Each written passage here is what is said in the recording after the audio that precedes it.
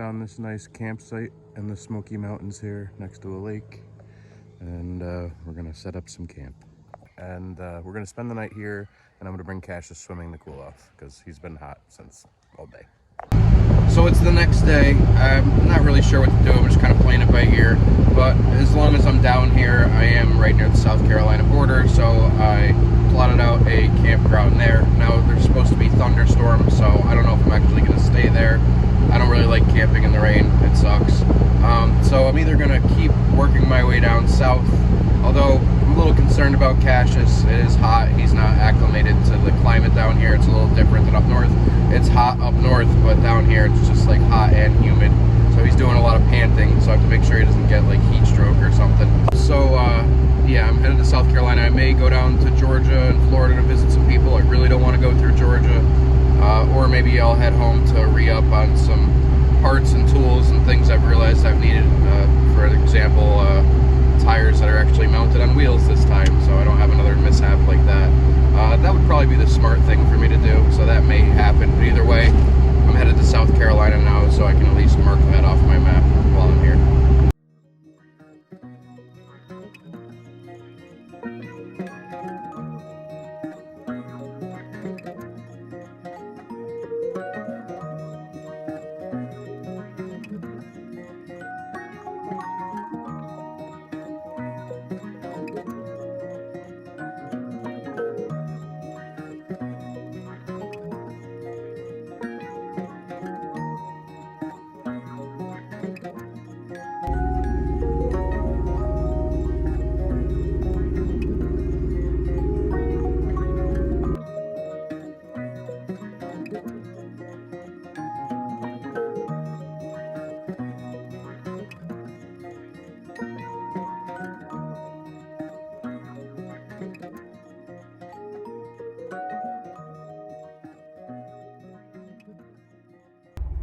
Come at me, bro.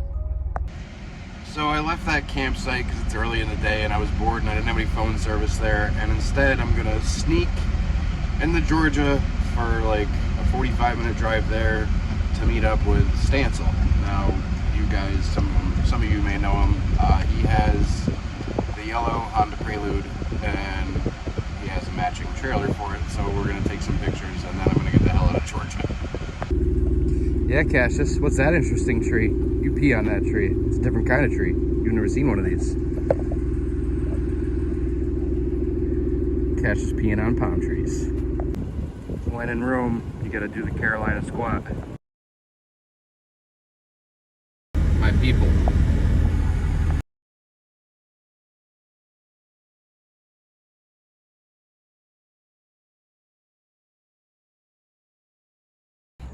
Cassius approves. This is Stancil's whip.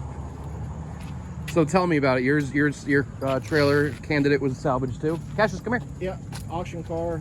Got a couple parts off of it. As soon as I got it, I was like, I'm gonna go through, get it titled, put it back together, and then I started digging through it. Everything was OEM, untouched, but there was rust spots all over the place. Yeah. Like after I got it sanded down, this panel is a patch panel. There was a rust spot along this fender in this back part, like to where you could stick your fingers through it. Yeah. And big tall tail. Oh yeah. Honda problems. Yep. Leaky taillight gaskets probably. Probably. I mean, there's none in there right now. Yeah. So yeah, same story with mine. Mine was hit in the back and the passenger side and totaled, and then it was rebuilt, and then it was totaled again in the front. This car has actually been rear-ended once before. Yeah. Luckily, it didn't do too much damage. I probably fixed it for under $200. Yeah. But that's good.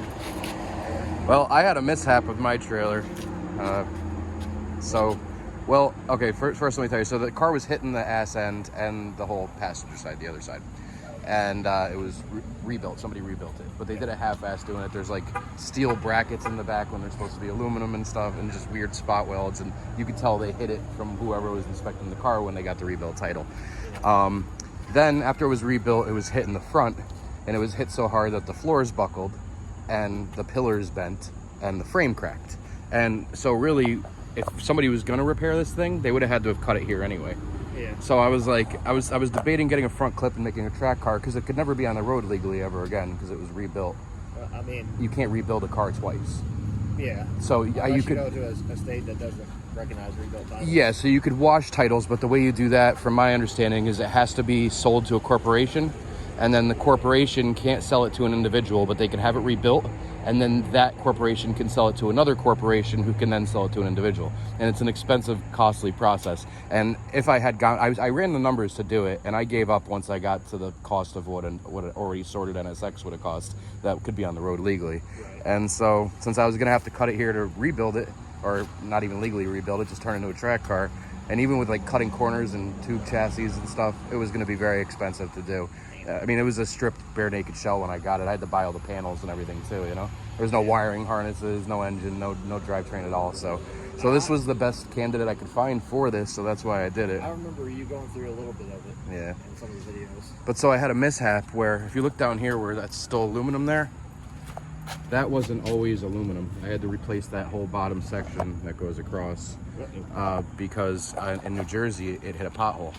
A lot of potholes, but one in particular it got stuck on, and it stopped. Even and the with car, how high it is? it wasn't this high at the time, and that's my bad. But yeah, so it hit the pothole, and it stopped the trailer, and the car kept going, and it ripped the back of my car off, which I just finished repairing. So like the whole rear pan was ripped out, and yeah, it took the whole tow hitch with it, and the crash bar with it, and the rear pan, and some of my taillights. The taillights are still, I hate these taillights. I bought them for another project I'm gonna do, but even they got damaged. There's like a little hole in them there. But I just got it fixed up, just repainted the bumper because it messed up all the paint on it and everything. But it ripped the side skirts off the trailer, bent the tongue, ripped out that whole beam going across, and like put a big tear in that. But so I got it sorted, and so I just kind of like left the project in my garage for the winter and just didn't look at it, and I just started getting back to it a couple weeks ago, so now I'm starting to travel again. Did you have to put a VIN plate on it? Yes, yeah. So I stamped it in, and they gave me a sticker, which is hidden behind that thing. Okay. But yeah, I stamped it in a couple places. They literally gave us an actual to rivet. Yeah, they gave me one. Ours was just a sticker. Where's my dog? There he is. He's sneaky. Yeah, I wish they gave us metal ones to rivet. They gave us like a sticker, and they told me, they're like, yeah, you're gonna want to stamp this in because ours peel off. So they're finding something that can do a laser engraving. Yeah, no, I stamped it in. I have a stamp set, so I did that. So what are your plans for the front? Something similar to what I did? Yeah, sort of. So, I mean, I was just gonna do it straight down, but then probably around midways, have it to where it hinges to where I can then fold it and lay it on top to where it's only about that wide. That's a cool idea. And then, because I mean, I like how the other day I had this thing completely loaded down with a gazebo, a couple chairs, a little folding table, a mini grill, charcoal. Yeah. Like pretty much all kinds of stuff for a car show. And yeah, I mean, I get out there that they're like, dude, you're spending like half an hour unloading stuff. I'm like, yeah, well. You got a lot of stuff, a lot of items. I got a lot of stuff. So I'm going to do the same thing with the e-brake. I already bought last year I bought the factory calipers and the e-brake cables, but I won't be able to use the factory e-brake handle because I don't have that, and it won't be in the same location where the factory e-brake was either, so I'm going to have to do mine on the tongue, but it's only going to be just for like parking basically. But you could actually have passengers back here ripping the e-brake around corners. Well, I wish it would lock the brakes up. I mean, it'll hold it in place on a slight incline, but it's not enough to really lock the brakes up because, I mean, I just took the calipers off and then wound them down a little bit by little bit. Yeah. Until I could barely slide them on. Okay. Yeah, I guess how's that? So I'm assuming it's the same as mine because mine, you know, they're disc brakes, so there's no hydraulic fluid. I'm not going to have any hydraulic fluid, so I just have to keep cranking them down to adjust them until it's tight, I guess, right? Yeah. Like I would probably put them, like hook them up to like a hydraulic press to push those pistons out a little bit. Yeah. And then just wind them down a little bit. Are yours you use the square cube for the back of these too? Yeah, so same with this then. Okay. Yeah, this is awesome, man. Nice job. I was actually wanting to do the NSX brake conversion on this car. NSX brakes suck. NSX owners all want to change their brakes.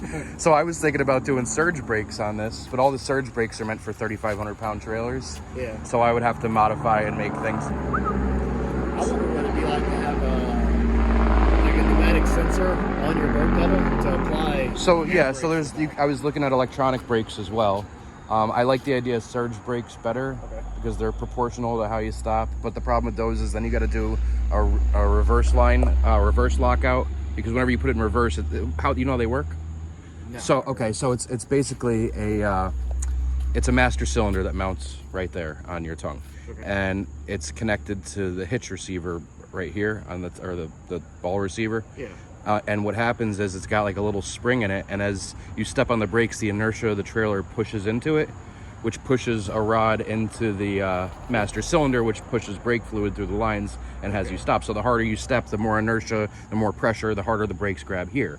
But the problem with that is when you put it in reverse and you back up, it thinks you're stepping on the brake, so it applies brakes. So you have to do a reverse lockout, which isn't a big deal. But the problem is I would need, for such a light trailer, because my trailer, I think it's just a little over 600 pounds when it's empty, but right now, like fully loaded, I mean, the Moto Compa weighs 100 pounds. I got probably 100 pounds worth of tools in there. The tent weighs 100 pounds. I'm encroaching on probably 1,100 pounds when this thing's fully loaded. I was about to say mine's pretty light. Yeah. Yeah, so I decided instead of me spending money on electronic brakes and trying to dial them in and proportioning valves for surge brakes, I may just upgrade to a big brake kit with the money. Okay. If that makes sense. This is a super clean Prelude. Yeah, I haven't washed this in a little bit, but it's been one show after another. Do you still have, these have the all-wheel steering, right? Yeah, funny thing was, that car originally had four-wheel steering. This one did not. Okay. So whenever I got the car and I went, literally at the time I ran all the numbers, I was like, it's too much to get everything fixed, inspected, and get a title done. No one wanted to buy an automatic version of it. Yeah. Even though, I mean and these are a strange all-wheel drive or all-wheel steering system too, because they were all mechanical, right? Yeah, it was no electronic parts. Yeah. I mean, I've got the only thing hydraulic on it. I've got a electric power steering pump to whenever I'm in a parking lot, I can turn it on and it goes nice. And like at low speeds, they go the same direction you're turning, but at high speeds, they go the opposite or something. Well, depending on how much steering input you get, they'll either turn with it up to a certain degree, and then at a certain point they'll turn in on themselves. Okay, that must be weird, man. If you're going like a high-speed mountain curve, the back tires will want to turn with you to try to tuck the rear end in. So it's not like the rear end's trying to beat you around the corner. When I was younger, like really young, before I even had my license, my friend had a red one of these, and I used to go for rides with him, and he would rip it. It would scare the shit out of me all the time. But his had the all-wheel steering. Yeah. So what is it? The SIs didn't have the all-wheel steering or something? Well, it was an option. It was an option. Okay. With or without. All right.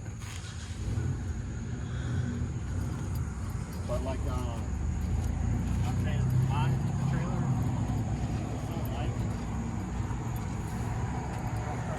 What does your trailer weigh? I'm not sure the actual weight. I like the little stereo here too. That's cool. Oh, you could lift it right up. Yeah, you're not doing that with mine. Like, so when you hit bumps, it bounces and stuff, probably. yeah, if I have it aired up all the way, even the slightest little bump, it'll want to go hop. airborne. Yeah. So it's like you have to kind of find a sweet spot on there. So I got rid of my tankless system. I remember I was talking to you about that, and I put in the Airlift 3H or 3P, and I put an actual tank in. But I'm going to upgrade the air suspension, the air compressor, and I'm going to upgrade the tank to one a little bigger. Okay. So wait, it's still tankless? No, it's not tankless anymore. It's not tankless. Yeah, I put like a 1 gallon tank in there. Oh, okay. Yeah, I know I tried to initially put a tank on that thing, but it was like the air command, there wasn't enough draw for an air solenoid. Okay. So it would see it as like, oh hey, even though it's airing up, it would throw a code for not having a compressor attached. Okay. So it would air up like 15 PSI and then throw a code where I'd have to go through, try to clear it. I got you. And then do it again. And I was just like, this, I like my solution now because I could do it from in my car. My tablet stopped working. I got to figure out that, but normally I would have it on all the time there, showing it. Yeah. But so I just keep my phone there, and I have the regular factory remote for the suspension on the car. Okay. So my phone's just in a mount, and I can lift this up whenever I want. Yeah, mine. Normally I carry like dummy phones. Mhm. It's like I've got a Note 4 I connect to all the gauges and stuff. I thought about having to do that too. And then I've got like an old Galaxy S7 that I use for the trailer for the underglow and the air management. I like how you can sit that inside there too, your handle. Yep. Mine, I have it oriented like that, but if I turn too much, the bumper gets pretty close to this. But that's where I have to keep it until I get some kind of articulating hinged handle, or I have to strap it down with something. The way I try to measure everything out is, I mean, I can pull the trailer full 90 degrees. Yep. And not touch the bottom. Yeah. That's what it's supposed to be. Yeah, you're supposed to be at least this distance, from there to there, halfway. Very cool. Well, yeah, no, it was funny whenever I initially welded that pipe on, there was an extra 10 feet on the end of it. when I did that too, and I was gonna do rows of seats as like a joke. Yeah. So I was gonna do 2 rows of seats, 2 rows of seats, 2 rows of seats. So my tongue was really long, but I was just gonna do it as like a joke and put some friends in it until I decided that it wasn't worth the joke. Well, Cassius, come here. The crazy thing was, as I was welding it, like I kept measuring from one corner to the next, and it's like as I welded it, it would pull Because it starts warping. like a 30 seconds of an inch either way. But I mean, that was out. Yeah. So mine 14 was feet. mine never was perfectly straight. I just kind of eyed it and put it on there. But then after I got into this accident I had with the pothole, the standoff with the pothole, I bent it a lot more. So I was going to replace all the pieces, and I was like, maybe I could bend them back. So I put them in my friend's shop press and bent them back the best I could. But with such like a short tongue length, backing up is a pain in the ass. And the fact that it's not perfectly straight, it starts to want to go either one way or the other really quick. Yeah, that's a pain in the ass. I swear, this thing is oddly easy to back up with a four-wheel steering. Yeah. Like, the only other thing I'd say is maybe easy to back up is like my truck with the jet ski trailers, but not the single jet ski, the dual jet ski trailers, because of how wide the wheelbase is, you can see which way it's going. When I had the really long tongue, it was really easy to back up. I had no problem at all. Now it's a pain in the ass. I gotta go slow. I can't go fast or it'll rip one way. No, I backed through a car show one day, like backing around some cars, and they were like, "Have you done this before?" And I was like, "A time or two." I've gotten really good at it now. I could parallel park this thing in pretty tight spaces in cities and stuff. So yeah. I've gotten okay at it. So it's always like you have to learn trial by fire. Yeah. Well, I'm down to go for a cruise and take some pictures with you, or something. Or we can just take pictures right back here. Yeah. Once I rolled through the back, I was like, well, there's a nice turnaround for the diesel pumps. So I was like, maybe I could go at an angle and you go the other way. Yeah, I'm just gonna run to the store and buy something real quick, right. And then we'll do some pictures.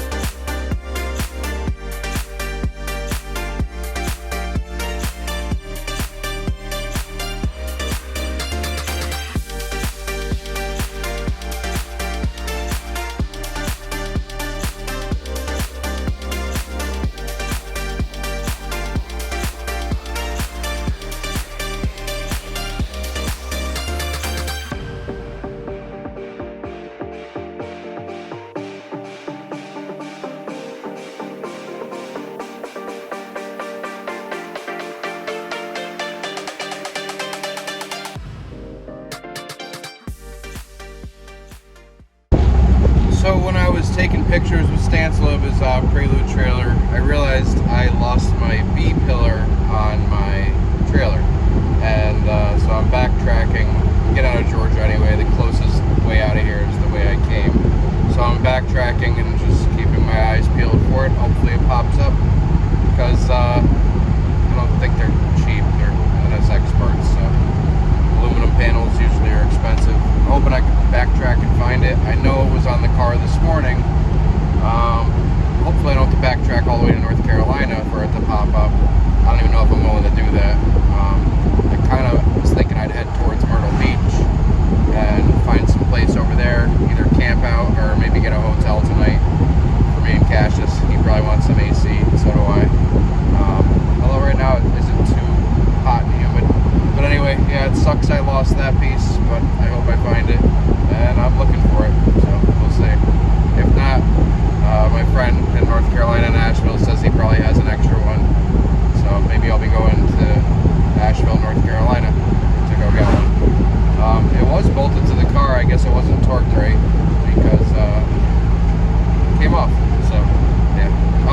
other one, the bolts aren't on it either, but it's like stuck on there good. I went to go take it off. I was like, well, I'm gonna take this one off before I lose that one too. But nothing happened, didn't pop off, so.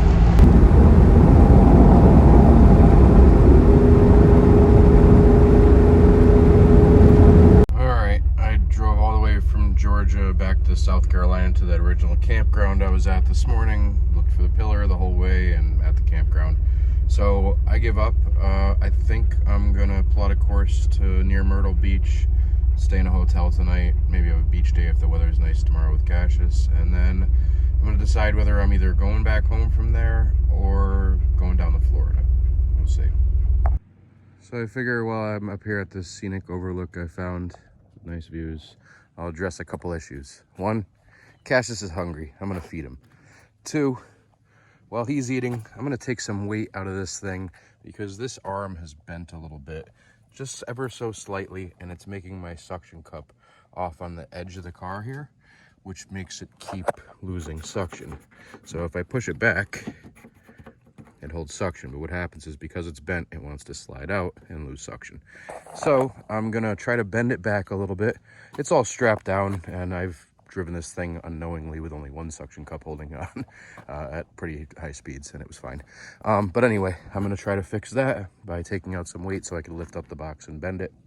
And I figure while I'm up here and Cassius is eating, I will mark off the states I've been to for the last few days. All right. He's ready to devour. I'm upset I couldn't find my pillar. Looks poopy without it, but I'll get another one. So, just sucks I couldn't find it. All right, hopefully I bent that down enough. Well, it started raining out. I think I got that fixed. I'll find out after I hit a bunch of bumps. Stickers are gonna have to wait because of the rain. But the Cassius dog is fed, and hopefully that's fixed. I took a little bit of weight out of here too. I put all my camera equipment in the trunk, made a little room. Tight squeeze, but it works. So I'm still sitting up here trying to decide what to do. Looking at the maps and the weather. It's supposed to rain. It is raining. I don't really like camping in the rain. I've done it a lot. I will if I have to, but I don't have to. So I think tonight me and Cassius are going to go enjoy a nice air-conditioned hotel. I was thinking about Myrtle Beach, but just in case I decide to go to Florida, I'm going to go to Charleston instead. They're both about a 6-hour drive from where I am. However, Columbia, South Carolina, which I'm pretty familiar with because I spent a lot of time there, is a good halfway point. It's only about a 2.5, 3-hour drive from where I am. So I'm going to go there and stay there tonight, and then maybe tomorrow I'll reminisce and do some sightseeing around there, take some pictures, and then decide what I'm going to do from there. But right now it's on to Columbia. All right. Also, I wish I got this on video, but a bunch of DC-5s just came flying by me, and it was actually pretty cool. There was a whole group of them. Alright everybody, thanks for watching. I appreciate you tuning in. I appreciate the support. Don't forget to like, comment, and subscribe below, and stay tuned for more videos coming shortly. I try to release one every week. Thanks.